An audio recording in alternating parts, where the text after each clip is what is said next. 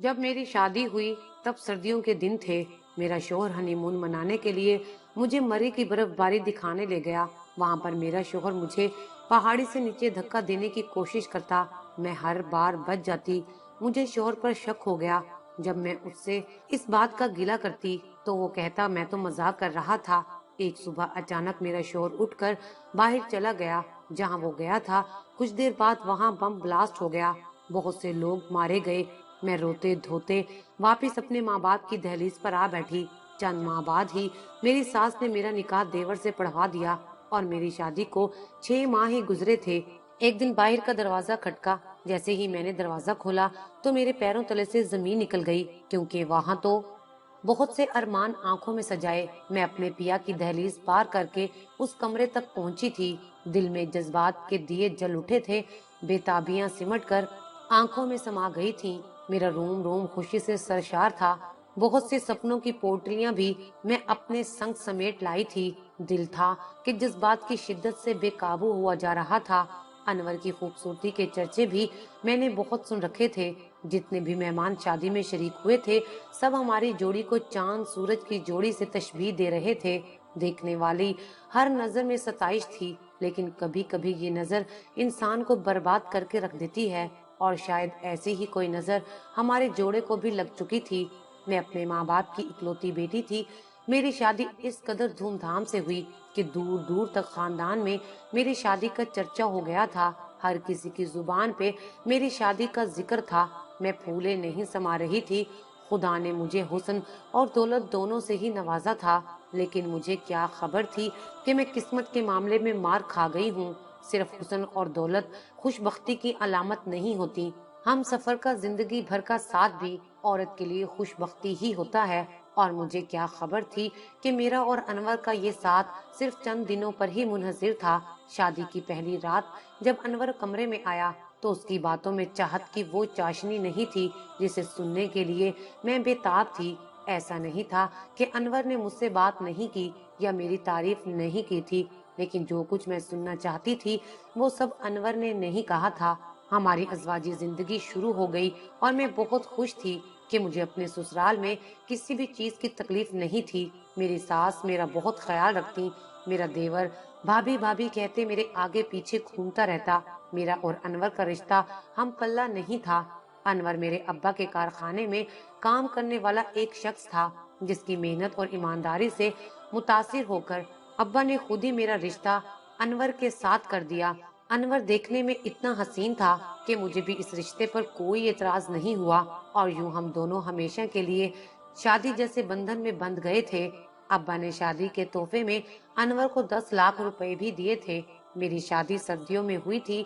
ये दिसंबर का महीना था। शादी के कुछ दिन बाद अनवर मुझे हनीमून के लिए मरी बर्फबारी दिखाने के लिए ले गए। मुझे अनवर के साथ जाने के लिए ज्यादा वक्त भी नसीब ना हुआ था। अभी तो मेरे और अनवर के दरमियान सही तरह से अंडरस्टैंडिंग भी पैदा नहीं हुई थी और हम दोनों मरी के लिए निकल गए थे। अनवर बहुत खामोश तबीयत का मालिक था। अनवर सारा रास्ता भी खामोश रहा। मैं तो रंगीन नजारों में जैसे खो सी गई थी। मुझे लगा था कि वक्त के साथ साथ मेरे और अनवर के फासले सिमट जाएंगे, लेकिन तकदीर ने ऐसी नौबत ही नहीं आने दी। हमारी किस्मत में तो कुछ और ही लिखा था। किस्मत ने मेरे साथ ऐसा सितम किया कि मैं आबाद होने से पहले ही पूरी तरह बर्बाद हो गई। मरी पहुंचकर एक दिन तो थकन की वजह से हमने होटल में ही गुजारा, और जब अगले दिन हम सैर की गर्ज से निकले तो मुझे अनवर पहाड़ों की तरफ ले गए। ठंड की वजह से मेरा बुरा हाल था। बहुत ऊंची जगह पर ले जाकर अनवर मेरा हाथ पकड़कर मुझे नीचे की तरफ धक्का देने की कोशिश करते और फिर जल्दी से अपनी तरफ खींच लेते। एक बार तो मैं सच में नीचे गिरने लगी थी, मगर किस्मत से बच गई। तभी मुझे अनवर पर थोड़ा गुस्सा आया और मैंने कह दिया, अगर आप मुझसे शादी नहीं करना चाहते थे तो पहले ही इनकार कर देते। यूं मुझे धक्का देकर क्यों मारना चाहते हैं? अनवर ने हंसकर ये बात मजाक में टाल दी। अगले रोज जब हम होटल से निकलने वाले थे तब अनवर ने कहा वो पहले जाकर कुछ जगहों की मालूमात हासिल करके आता है, फिर मुझे लेकर जाएगा। ये सुनकर मैं तैयार होकर अपने कमरे में ही बैठ गई। अनवर जल्दी जल्दी में अपना मोबाइल फोन भी मेरे पास ही भूलकर चला गया। बहुत देर तक इंतजार किया। صبح سے دوپہر اور دوپہر سے شام ہونے والی تھی۔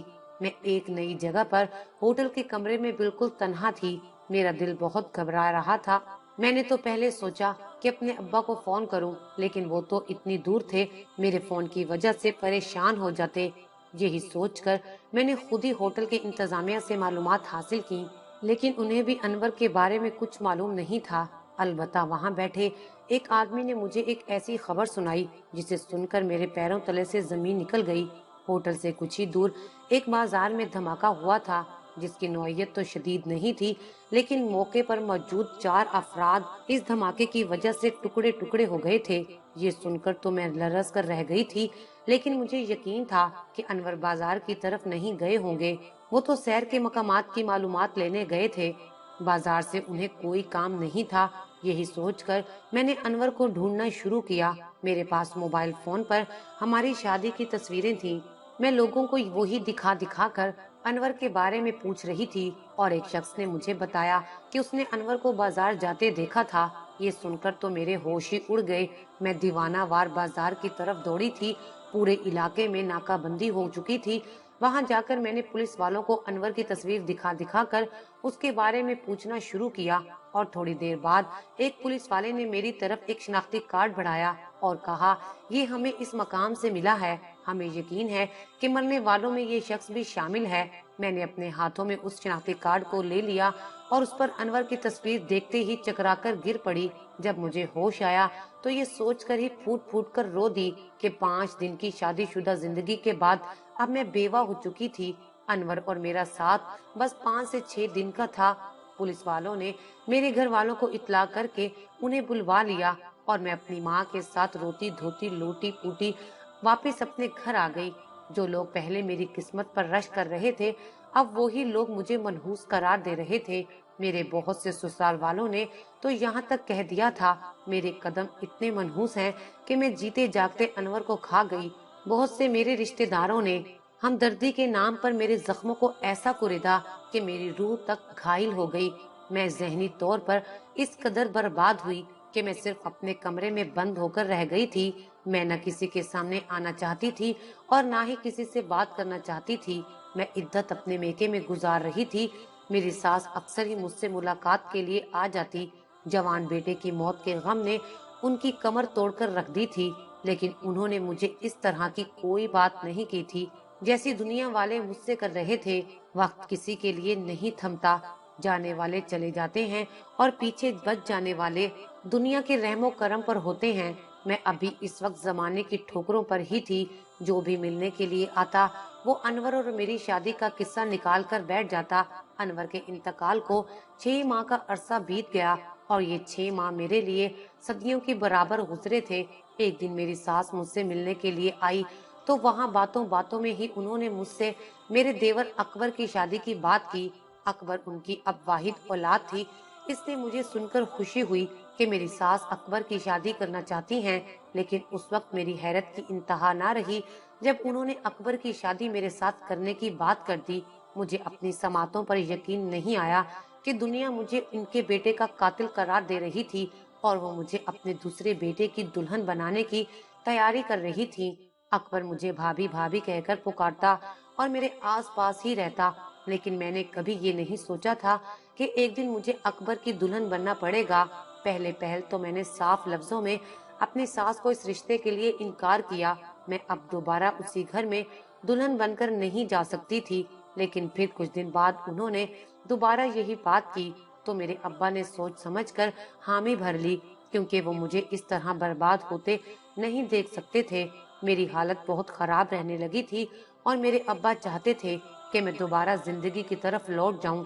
وہ اکثر یہی کہتے کہ انور کی موت کی ذمہ دار تم نہیں ہو، بس اللہ تعالیٰ نے اس کا وقت ایسے ہی لکھ رکھا تھا۔ اکبر کے رشتے کی بات سن کر ان کے چہرے پر کچھ رونق آ گئی تھی، اس لیے میں نے بھی مجبوراً ہاں کر دی۔ میری ساس اگلے ہی ہفتے سادگی سے بارات لے کر آ گئی۔ میں اکبر کی دلہن بن کر دوبارہ اسی گھر میں پہنچ گئی جہاں پہلی دفعہ انور کی دلہن بن کر گئی تھی، لیکن فرق صرف اتنا تھا کہ پہلے میں بہت سارے خواب سجا کر انور کی خلوت میں گئی تھی، और अब मैं उन्हीं ख्वाबों की टूटी हुई किरचियां अपनी आंखों में लिए अकबर की दुल्हन बनी थी। ऐसा नहीं था कि मुझे अनवर से बहुत ज्यादा मोहब्बत हो गई थी, लेकिन निकाह में कुछ न कुछ तो ऐसी कशिश जरूर होती है कि हम सफर बहुत अहम ही हो जाता है। मेरे साथ भी ऐसा ही हुआ था। शादी की रात जब अकबर कमरे में मेरे पास आया तो उसके चेहरे पर एक हल्की सी मुस्कुराहट थी। उसने मोहब्बत से मेरे हाथों को अपने हाथों में थाम लिया और कहने लगा, वो मुझे जिंदगी की तमाम खुशियां देना चाहता है जो पहले मेरे हिस्से में नहीं आ सकी थी। अकबर ने मुझ पर अपनी मोहब्बत इस कदर निछावर कर दी कि मुझे बीते दिनों की करवाहट को भूलने में ज्यादा वक्त नहीं लगा था। अकबर हर वक्त मेरे आस पास रहता। वो वाकई मुझसे बहुत मोहब्बत करने लगा था। जब भी कोई मेरे खिलाफ एक लफ्ज भी कहता तो अकबर किसी मजबूत ढाल की तरह मेरा दिफा करता। अकबर में वो सारी खूबियां मौजूद थीं जो मैं अनवर में ढूंढती थी। अकबर के लबो लहजा और अंदाज ने मेरा दिल जीत लिया था। मुझे पता ही नहीं चला कि कब मैं अनवर को भूलकर सिर्फ और सिर्फ अकबर की हो गई थी। हम दोनों एक साथ बहुत अच्छी जिंदगी गुजार रहे थे, लेकिन अचानक ही एक दफा फिर मेरी दुनिया पलट कर रह गई। शायद किस्मत को भी मेरा और इम्तिहान लेना बाकी था। मैं जो अकबर के साथ पूरी तरह मुतमईन थी और एक मोहब्बत से भरी जिंदगी गुजार रही थी, इसमें ऐसा तूफान आया जो सब कुछ बहाकर ले गया। अकबर अब्बा के कारखाने में अनवर की जगह ले चुका था और अकबर की अम्मा अब बीमार रहने लगी थी। ऐसे में सारी घर की जिम्मेदारियां मैं संभालने लगी थी। ऐसे ही एक शाम जब अम्मा अपने कमरे में सो रही थी और मैं सहन में पानी डालकर सफाई कर रही थी, तो दरवाजे पर हल्की सी दस्तक होने लगी। क्योंकि मैं सहन में मौजूद थी, इसलिए मुझे दस्तक की आवाज सुनाई दी। जैसे ही मैंने दरवाजा खोला तो मेरे ओसान खता हो गए। मेरे सामने तो मेरा पहला शोर अनवर खड़ा था। काफी देर तक तो मुझे अपनी आंखों पर यकीन नहीं आया, और जब मुझे अपनी आंखों पर यकीन आने लगा तो अपनी किस्मत पर यकीन नहीं आया। किस्मत ने मेरे साथ ये कैसा खेल खेला था। मैं तो अनवर की इद्दत गुजार कर अकबर से शादी रचा चुकी थी, और अब अचानक ही अनवर मेरे सामने आ खड़ा हुआ, जिसे मरा हुआ जानकर मैंने ना जाने कितने दिन सोग मनाया था। जितनी हैरत मुझे अनवर को देखकर हुई थी, वैसे ही अनवर की आंखों में भी मुझे देखकर उतनी ही हैरत उभर आई थी। मेरी तो जबान ने भी साथ देने से इनकार कर दिया था। मैं अनवर से बहुत कुछ पूछना चाहती थी, लेकिन एक लफ्ज भी मेरी जुबान से अदा ना हुआ। ठंडे होते हाथ पैरों के साथ मैंने साइड पर होकर अनवर को अंदर आने की जगह दी, तो वो अंदर चला आया और आहिस्ता आहिस्ता चलते हुए सहन में पड़ी चारपाई पर आकर बैठ गया। मैं जो दुपट्टे से बेनियाज सहन की सफाई में मसरूफ थी, अनवर की अपने भीगे हुए जिस्म पर जमी नजरों ने मुझे एहसास दिलाया कि मेरे पास तो दुपट्टा ही मौजूद नहीं है। मैं भागकर कमरे में दुपट्टा पहनकर आई। अनवर सर से पांव तक मेरा जायजा लेने में मसरूफ था। कुछ ही देर में मैंने खुद पर काबू पा लिया और अनवर के सामने बैठकर मुझे कुछ समझ नहीं आ रहा था कि मैं उससे क्या सवाल करूं या फिर उसे क्या बताऊं। इतने में घर का दरवाजा खुला था और अकबर अंदर दाखिल हुआ। अंदर का मंजर देखकर तो अकबर हैरान रह गया। अपने बड़े भाई को जिंदा देखकर बेसाख्ता उसके गले लग गया और रोने लगा, मगर मेरे पूरे जिस्म पर कपकपी तारी हो चुकी थी। मुझे अपना आने वाला मुस्तकबिल अंधेरे में दिखाई दे रहा था। अनवर से माजी के सवालात करने का फायदा नहीं था। वो कहाँ गया था, कैसे गया था और उसके साथ क्या हुआ था, ये सब तो बात की बात थी। इससे मुझे कोई सरोकार नहीं था, लेकिन मेरे साथ आने वाले वक्त में जो होना था वो मुझे साफ साफ दिखाई दे रहा था।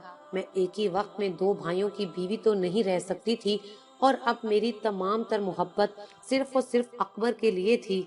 अकबर ने मेरी जिंदगी में जो रंग भरे थे, मुझे अब उन रंगों से चाहत हो गई थी। दोनों भाई बैठकर बातें कर रहे थे। मुझे कुछ भी सुनाई नहीं दे रहा था। मेरी आंखें तो अकबर के वजूद पर जमी हुई थी। अकबर जाकर अपनी माँ को भी उठाकर ले आया। जवान बेटे को एक दफा फिर सामने देखने के बाद तो मेरी बूढ़ी सास में भी जान ही आ गई थी। अनवर रोते हुए मुझसे माफी मांग रहा था, मगर मुझे समझ नहीं आ रही थी कि वो मुझसे माफी क्यों मांग रहा है। फिर अनवर ने बताना शुरू किया कि उसने मुझसे सिर्फ पैसों की वजह से शादी की थी। वो मुझे मरी ले जाकर पहाड़ से नीचे धक्का देना चाहता था ताकि मैं आसानी से मर जाऊं, और जब ऐसा नहीं हो सका तो वो मुझे होटल में छोड़कर हमेशा हमेशा के लिए वहां से चला गया। दरअसल वो किसी और लड़की से मोहब्बत करता था جس سے اس کی ملاقات ایک فیس بک کے گروپ پر ہوئی تھی اور وہ لڑکی اس سے شادی کرنا چاہتی تھی اور انور بھی اس لڑکی کی محبت میں مبتلا ہو گیا تھا۔ مری جانے سے پہلے ہی اس نے تانیہ نامی اس لڑکی کو وہاں بلایا اور وہ لڑکی راولپنڈی کی تھی، اس لیے اس کے لیے مری آنا کوئی مشکل نہیں تھا۔ انور کا یہ خیال تھا کہ وہ مجھے مار کر اس لڑکی کے ساتھ فرار ہو جائے گا۔ انور نے اس لڑکی سے ملنے کی جو جگہ طے کی تھی وہ وہی بازار تھا جہاں سے انور کا شناختی کارڈ برآمد ہوا تھا۔ انور اس لڑکی سے وہاں پر ملاقات کرنے کے بعد اس لڑکی کے ساتھ راولپنڈی کے لیے روانہ ہو گیا تھا، لیکن نہ جانے کب اس کا شناختی کارڈ وہاں پر گر گیا اور اس کے کچھ ہی دیر بعد وہاں بم دھماکہ ہو گیا، جس کے بارے میں انور کو بھی خبر مل گئی۔ انور نے بتایا کہ وہ اس لڑکی کے ساتھ اس کے گھر راولپنڈی چلا گیا تھا۔ اس کے پاس وہ 10 لاکھ روپے موجود تھے جو اسے سلامی میں میرے باپ سے ملے تھے۔ راولپنڈی جا کر اس نے تانیہ کے ساتھ شادی رچا لی اور وہ دونوں خوشی خوشی زندگی گزارنے لگے، لیکن وہ نہیں جانتا تھا کہ دراصل تانیہ کا اصل مقصد کیا ہے۔ تانیہ کا کام فیس بک پر اس طرح کے بیوقوف مردوں کو پاگل بنانا اور ان سے ان کی جمع پونجی ہتھیانا تھا جو محبت کے نام پر سب کچھ لٹانے کو تیار ہو جاتے ہیں۔ آنے والے کچھ ہی مہینوں میں تانیہ نے مجھ سے ساری رقم ہتھیا لی اور اس کے بعد وہ مجھ سے جان چھڑوانا چاہتی تھی، لیکن میں تانیہ سے بہت محبت کرتا تھا، اس لیے میں اس کے قدموں میں بیٹھ گیا کہ میرے پاس تو واپسی کا کوئی بھی راستہ نہیں تھا۔ معلوم تھا کہ آپ لوگوں نے مجھے مردہ مان لیا ہوگا، لیکن مجھے یہ پتا نہیں تھا کہ آمنہ میری پہلی بیوی ابھی بھی میری منتظر ہوگی۔ میں زبردستی تانیہ کے ساتھ دن گزارنے لگا۔ میرے ہوتے ہوئے بھی تانیہ نے اپنا کام جاری رکھا اور میرے سامنے ہی طرح طرح کے لڑکوں کو فیس بک پر پھانسنے کا کام کرتی، ان سے ملاقاتوں کی جگہ طے کرتی اور وہاں جا کر پیسے بٹور لاتی۔ میری غیرت کو ہرگز بھی یہ بات گوارا نہ تھی کہ میری بیوی اس طرح سے غیر مردوں کے پاس جائے۔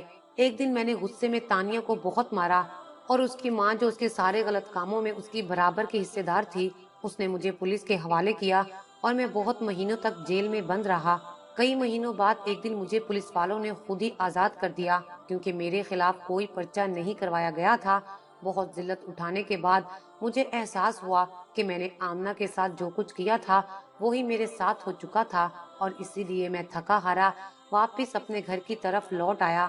انور کی بات سن کر اماں اور اکبر ایک دم ہی پریشان ہو گئے، جبکہ میں تو گمسم سی بیٹھی تھی۔ اکبر نے بہت مشکل سے انور کو یہ بات بتائی کہ اب آمنہ تمہاری بیوی نہیں رہی کیونکہ تمہیں مردہ جاننے کے بعد آمنہ نے عدت پوری کر کے مجھ سے شادی کر لی ہے۔ یہ سن کر تو انور ایک دم ہی چیخنے لگا، یہ کیسے ممکن ہے کہ میں زندہ ہوں اور تم نے میری بیوی سے نکاح کر لیا؟ آمنہ ابھی بھی میری ہی بیوی ہے۔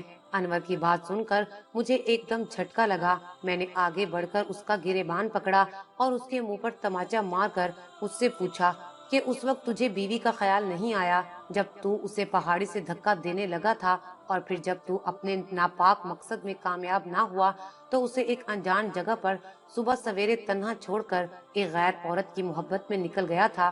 اگر تیرے پیچھے میرے ساتھ کچھ ایسا ویسا ہو جاتا تو پھر کیا ہوتا؟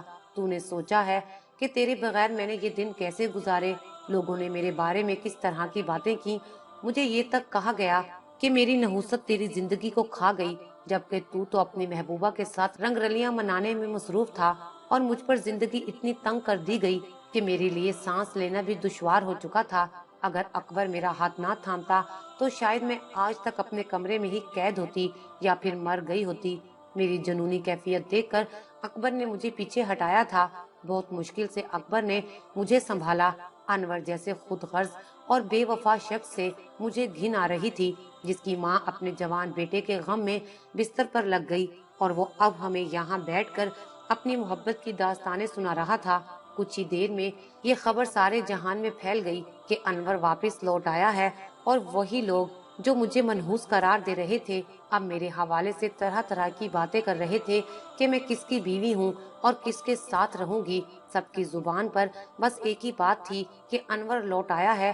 اب مجھے اکبر سے علیحدگی اختیار کر لینی چاہیے اور انور کے ساتھ ایک دفعہ پھر ایک نئی زندگی کا آغاز کرنا چاہیے۔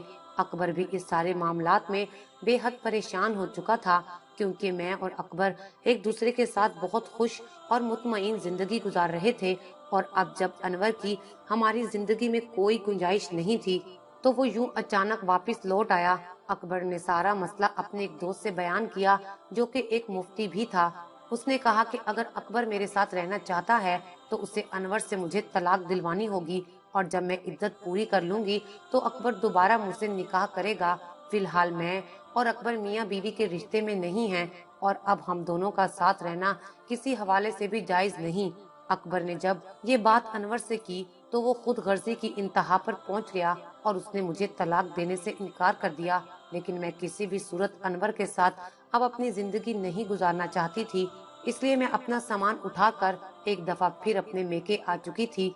एक दफा फिर मेरे माँ बाप पर कयामत गुजर रही थी, लेकिन इस दफा मेरे माँ बाप के हाथ में बहुत कुछ था। वो सारे मामले को ठीक करने की कोशिश कर रहे थे, और इसीलिए उन्होंने अनवर को बुलाकर एक खतीर रकम की पेशकश की और बदले में मेरी आजादी का मुतालबा किया। मेरे बाप को दरअसल सही मायनों में अनवर की फितरत अब समझ में आई थी। वो चंद सिक्कों पर बिकने वाला इंसान था जो पहले नेक सिर्फ बना हुआ था। मेरे बाप से 10 लाख रुपए लेकर अनवर ने मुझे आजाद कर दिया। मैंने एक एक दिन गिन गिन कर इद्दत के नाम पर गुजारा था, और जैसे ही मेरी इद्दत पूरी हुई अकबर एक दफा फिर काजी के हमरा हमारे दरवाजे पर आया, और मैं अकबर की दुल्हन बनकर फिर से उसके आंगन में चली आई। जबकि अनवर ये घर छोड़कर जा चुका था, हम दोनों एक साथ बहुत बेहतरीन अज़वाजी जिंदगी गुजार रहे थे। अब जाकर मुझे और मेरे बाप को ये बात समझ आई कि इंसान जैसा दिखाई देता है वैसा होता नहीं है, और मेरे माँ बाप ने भी मुझसे अपनी इस गलती पर माफी मांगी कि उन्होंने अनवर की जाहिरी फितरत देखकर मेरा उसके साथ रिश्ता तय कर दिया, जबकि अंदर से वो एक खोखला इंसान था। अगर वो पहले ही अकबर के हवाले से ज्यादा छानबीन कर लेते तो शायद मेरी जिंदगी के गुजरे ये 2 साल इतने अजियतनाक ना होते। आखिर में मैं बस इतना ही कहूंगी कि बेटियां इतनी बेमोल नहीं होती कि 4 दिन की जान पहचान पर उनकी पूरी जिंदगी दांव पर लगा दी जाए। अपनी बेटी को किसी के भी हवाले करने से पहले एक दफा अच्छी तरह से ये जान ले कि अगला शख्स इंसान है या कोई दरिंदा है।